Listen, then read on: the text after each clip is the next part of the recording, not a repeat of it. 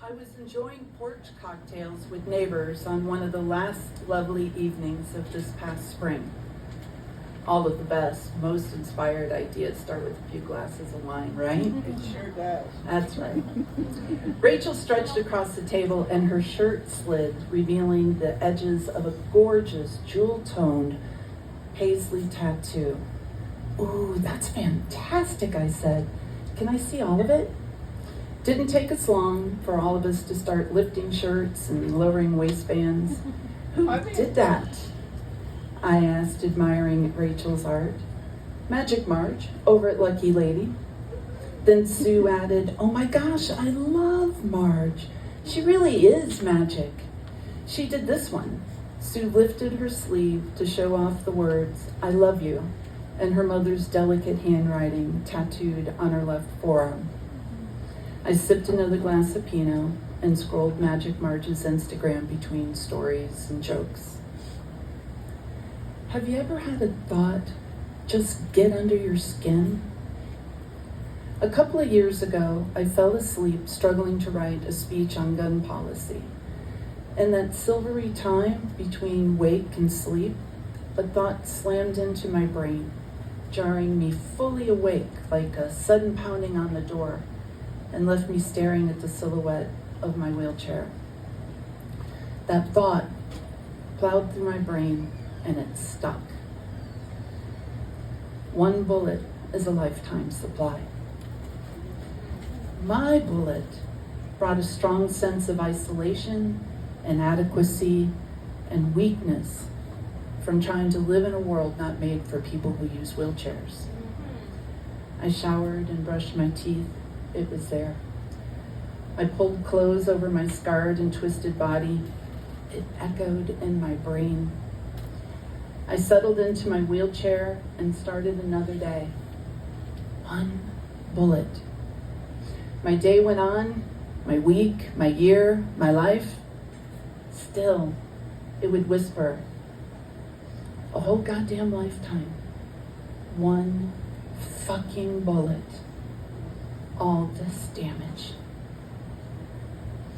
I hoped that giving this thought physical form would finally allow it to settle down and rest. I'd been searching for the right artist for more than a year to help dig this thought out of my brain and ink it into my skin. Sitting on Sue's porch as dusk turned into moonlight, I wondered if Magic Marge was the artist I'd been looking for. Days later, I was at her studio for a design session. The Lucky Lady is a really serene studio that radiates feminine power. Magic Marge greeted me there, this laconic earth mother goddess biker chick with a glorious nimbus of silvery curls.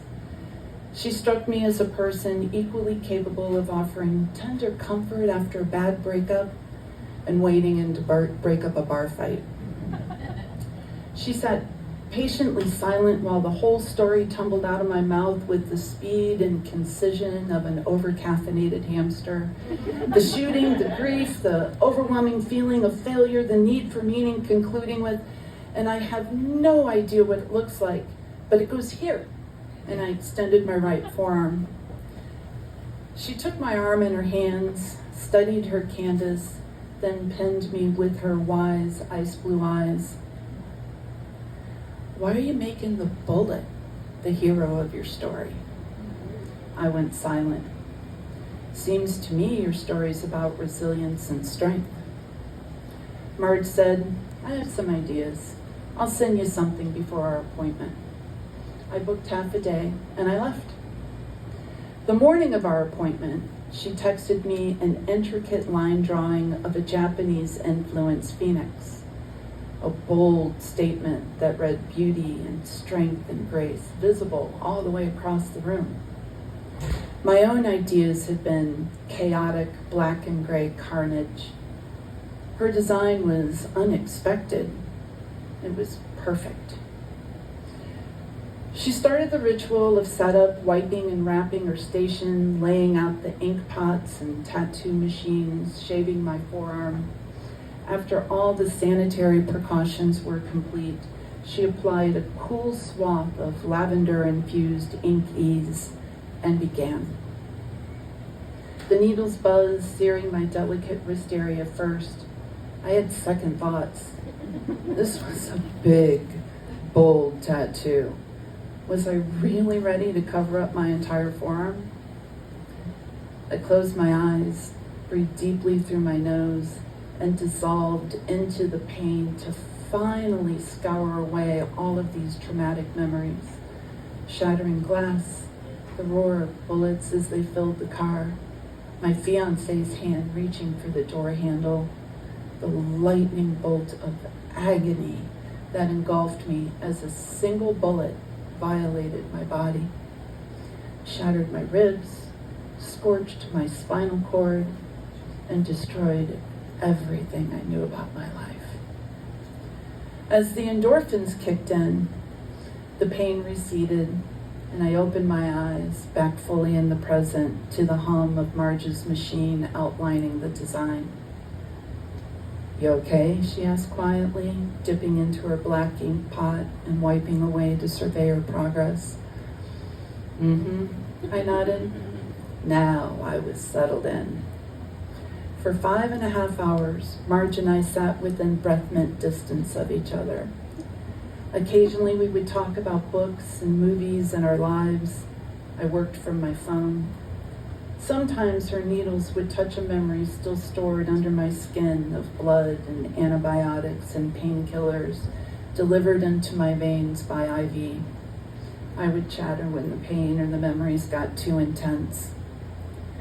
Mostly, we kept to our own thoughts with only the drone of the tattoo machines to punctuate the comfortable silence. Little by little, Magic Marge etched new meaning into my skin, runes of strength and resilience in the shape of fiery feathers, symbols of transforming myself from the ashes of the conflagration that took everything. She gave beauty and form to the rebuilding and the recreation that came in the aftertime. Now, when I glimpse a ripple of colorful movement, I remember I no longer live in that darkness.